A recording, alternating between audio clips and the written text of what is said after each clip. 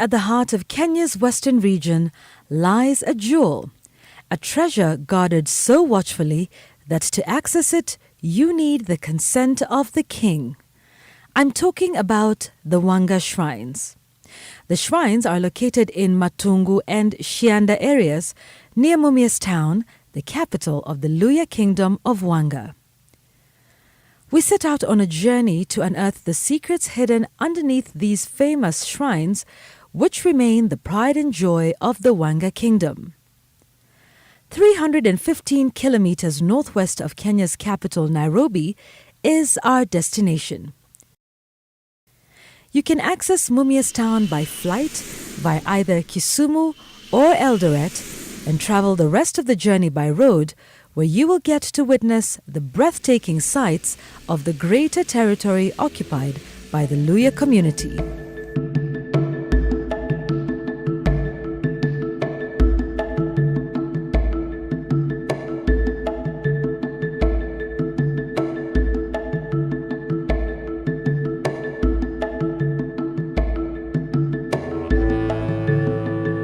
The land is indeed beautiful.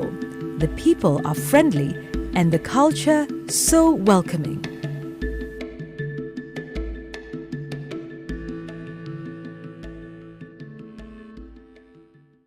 Once we got closer to the Mumias Shrine in Shianda, we had to abandon our vehicle and travel the rest of the distance on foot. The shrines have been in existence for over 700 years and sit astride the River Nzoia, capturing both the upper and lower shrines.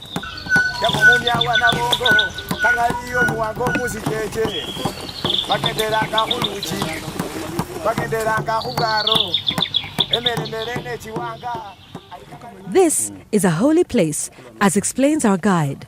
For centuries, the Wanga people have used this space to lay to rest their fallen kings, and for anyone to tread on it, a cleansing ceremony is a must.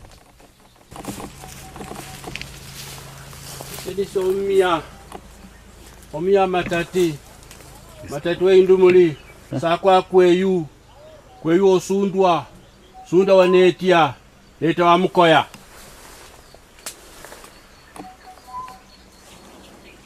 Abakhulu Tomia William Wambani.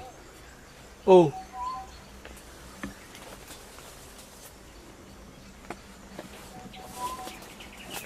Omukhulu orata wangatia mulimuno bana bana bakhetsa khumulola khuwo balinde likhwa lilyosi libita ifukhula abawanga bashitsetse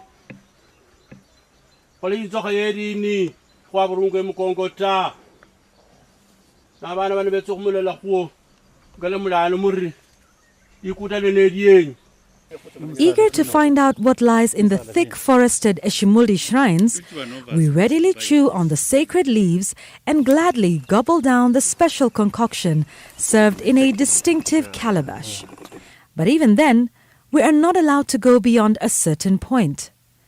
Our crew is forced to use a drone to film the spectacular location from a safe distance.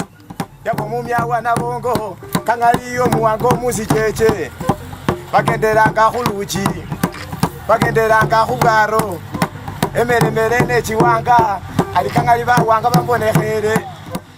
The Wanga identity supremacy and territorial control dates back to the 11th century, when settlement respected neither borders nor tribe.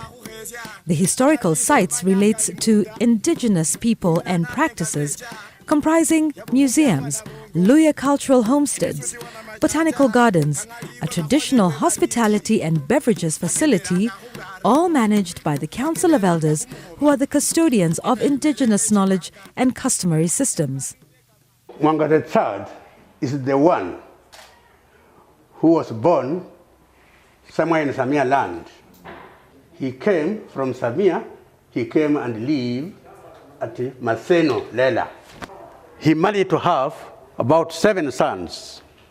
The first one was Kabekala, second was Mrono, third was Mutende, then Wanga, then Wamoi, then Wahoba, then Mugoya, then Sakwa.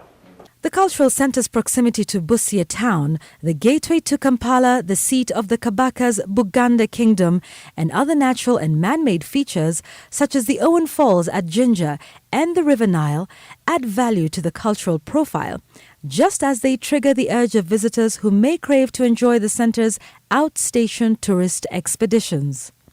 This fits well the Western Kenya-Uganda tourism circuit and has been identified as a tourist spot on Obama route to Kogelo, the ancestral home of the former U.S. President Barack Obama, via Bondo, the home of the late Jaramogi Odinga Oginga, nationalist freedom fighter and the first Vice President of the Republic of Kenya.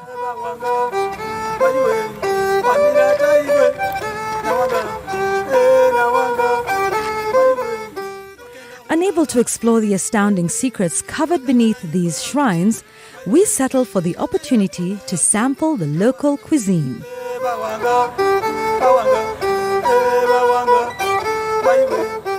Eating and drinking is not just an act of sustenance, it is a holy ritual. The Abaluya believe that they are connected to the spirit world through a umbilical cord, which is food. The cord is the thread that weaves the past, the present, and the future into a sacred fabric that is the culture of the Abaluya. The Luya community is synonymous with its love for food. In fact, the community is credited, whether accurately or not, with a popular saying that, in spite of the unique circumstances you may be going through at the moment, it is important to eat first. Ridiculous as this may sound, it is a fact that food in this region of Kenya is taken seriously. So important is the act and art of cooking among the Luya people that the verb to cook, ohuteha, is similar to the word ohuteha or ohuteshia, meaning marriage. Yet for the Wanga people and the Luya community at large, cooking is never just a simple activity intended to satiate appetites. It is also a way to anchor the future of the society through carefully selected cuisines and recipes, some of which are believed to have medicinal value. Hii pumpkins ukipatia hata mtoto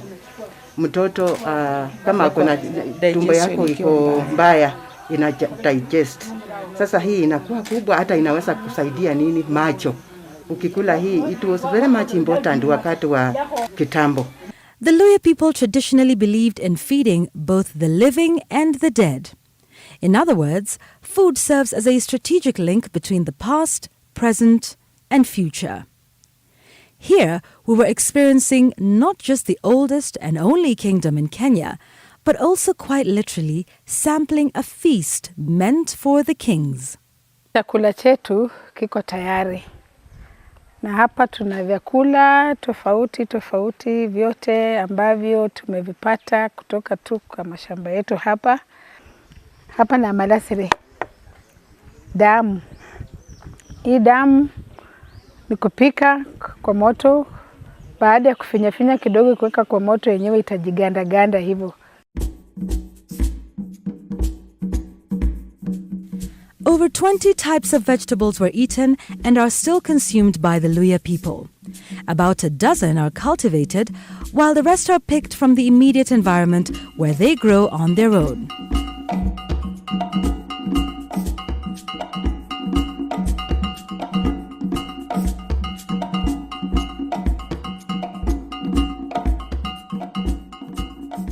Hii kunde inaitwa mnyonyo.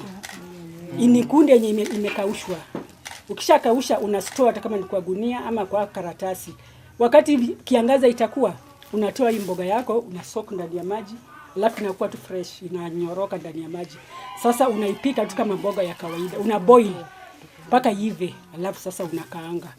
Vegetable preparation undertaken in a traditional order is part of the envisaged quality food security continuum. The use of omunyu omushereha, a cooking ingredient used in both vegetable and meat dishes, is a filtrate obtained from ashes of burnt bean pods, dry maize cobs, sorghum husks, banana peelings, etc. The filtrate is mainly used as a tenderizer of coarse vegetables to improve taste and preserve the green color of vegetables. The ash, likoshe, and water are put in an olushereho in order to extract the mushereha. The olushereho has holes which allow clean omushereha, the filtrate, to drip slowly. Leo ni siku yetu ambayo tunataka tujifunze vile ule utamaduni, vile watu walikuwa tunakula vitu zamani. Sasa hii vitu ambayo tumekuja nayo tunaanza kupika kula hii tunakaanga. Sasa hii vitu imetuletea maradhi mbalimbali. Naona mara ugonjwa unatokea hapa, mara hii inatokea hapa. Watu ni wadhaifu, watu hawana hata nguvu. The filtrate is rich in potassium salt and is effective in softening the vegetables. The current use of iodized salt has occasioned health issues, including the dreaded high blood pressure and other ailments. These traditional vegetables form an integral part of the special menu in hotels within the western region of Kenya and its environs. They are richly nutritious and, as already stated, medicinal in nature.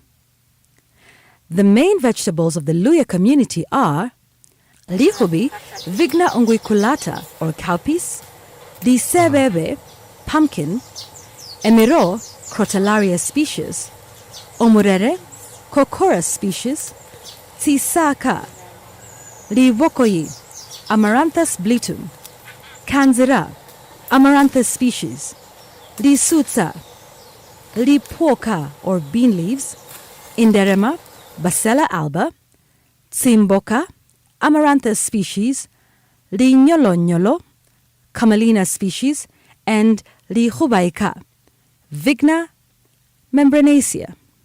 The hot but hard flour paste made out of ground dry maize, cassava, millet or sorghum, currently milled, and hot water called ugali in Kiswahili and obosuma, African bread in the Luya dialect, is the most popular source of carbohydrate.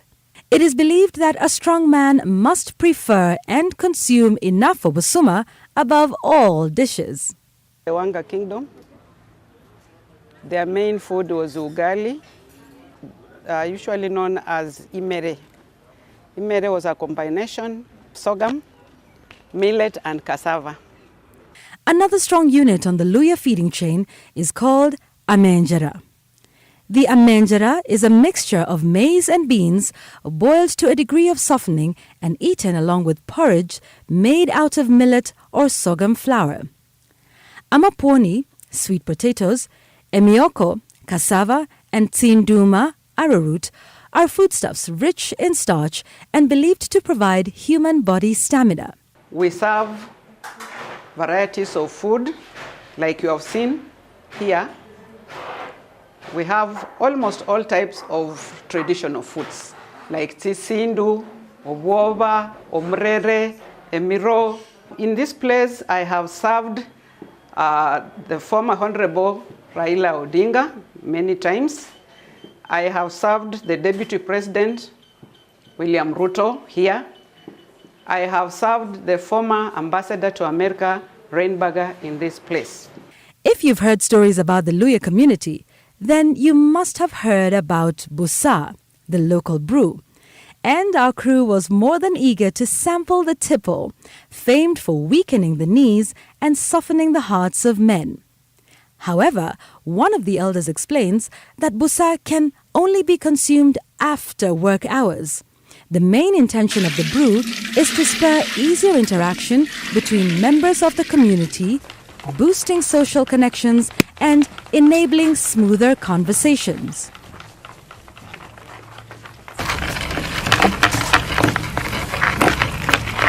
Watu wanakuja kunywa hapa na tunatengeza pombe mara pili.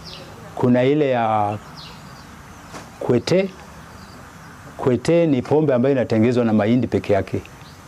Alafu tuna busa. Busa inatengezwa na mahindi wakichanganya na wimbi. Hii tulirithi kutoka kwa mababu zetu. Sasa sisi tunafanya vile vitu mababu zetu walikuwa wanafanya. Sasa tunahimiza tu kwa utamaduni wetu tusipoteze hii mila. Okay, we'll stay away from the alcohol for now. Back to the food. This family serves muranda, ishiango, one of the popular delicacies available in this part of Kenya. But no meal is ever complete without the staple obusuma, cornbread, commonly known as ugali. Obusuma is served alongside vegetables such as lisutsa, tsisaka, and muranda or ringoho. It is what unites man and woman, and failure by any family to serve a good meal of obusuma is directly equated to failure by the man of the house.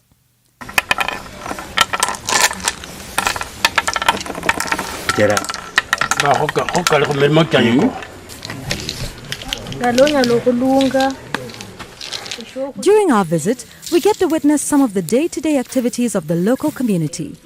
Here, we encounter these girls eager to display their prowess at playing amakora. We also meet the village potters, for the pots make an integral part of the Luhya food story. We later head to the giant tree in Kakamega Forest to meet a herbalist, Daktari Pete, and son, who take us to the famous Omukabakaba, the tree that gives. He explains that politicians come to this tree every election year, seeking powers to attract voters and wealth. Mukabakaba ni ya kukawa mali muti. Walikuwa wanakuja na kiti ya mikuta 3. Wanamkalisha kwa hiyo kiti na hii nini? Hii mkuki. Na hiyo kiti haikuwa inachongwa na kila mtu. Tulikuwa na mtu special mwenye alikuwa anachonga hiyo kiti. In our hunt for even juicier stories, we get to learn of the very interesting but elusive Ihondolo, man of Shinyalu.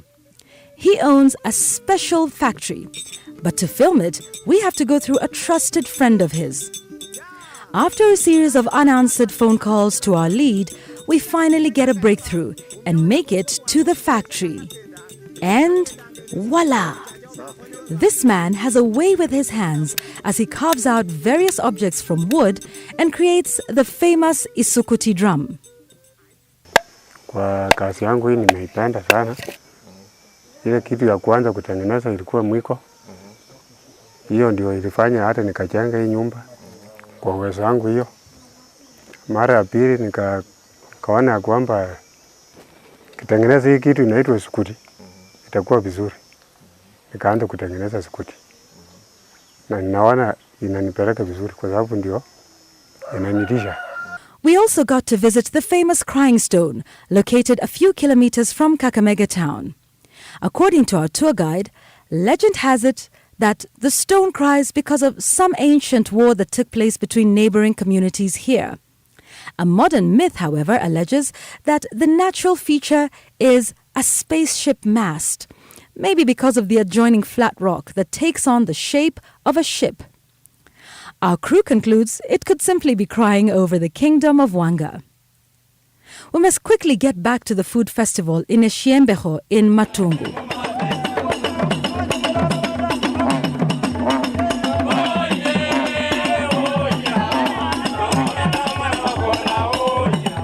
This one is not a personal effort, it is a collective responsibility. Whether you talk of the museum, whether you talk of the shrine at the other side in terms of development, your contributions are quite ideal. And they should not just be here in say, they should be quite practical.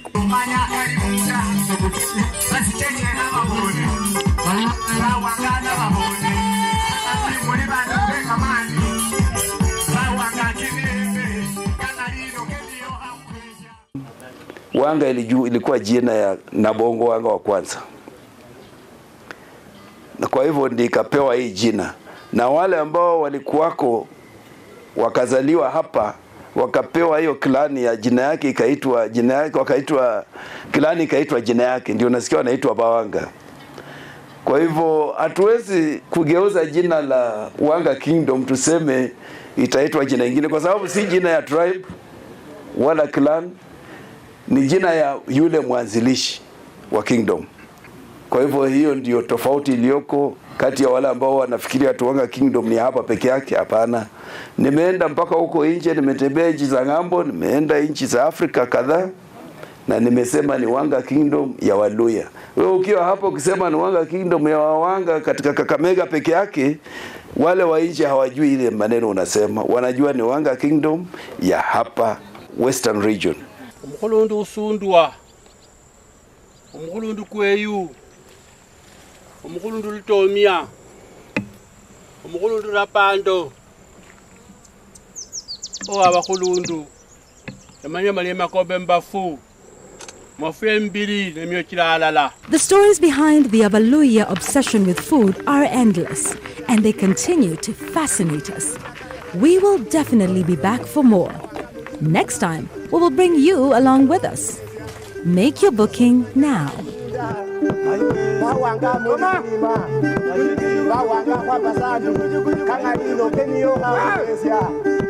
Somanya kalimunda Fredi kimirembe Zetemani kimirembe Nabahezia Bawanga nabahezia Ane bawanga mamatai Bawanga mulima Nebalia Aimuro Echeno meho Aimuro galemai Edia balebe Aimuro Henda ya bawanga Aimuro galemai Bawanga basijeje Aimuro Kangani watendela huluchi Aimuro galemai Wabugira humuhande Kangani wabugira humuhoba Aimuro galemai Epita kimirembe Ewe fureti na ugesha Aimuro galemai Efureti kimirembe Kangani kimukiza kimirembe Aimuro galemai Ya hamo sundwa Ewe osundwa kimirembe Aimuro galemai Silibiro sundwa Ewe fureti sundwa Aimuro galemai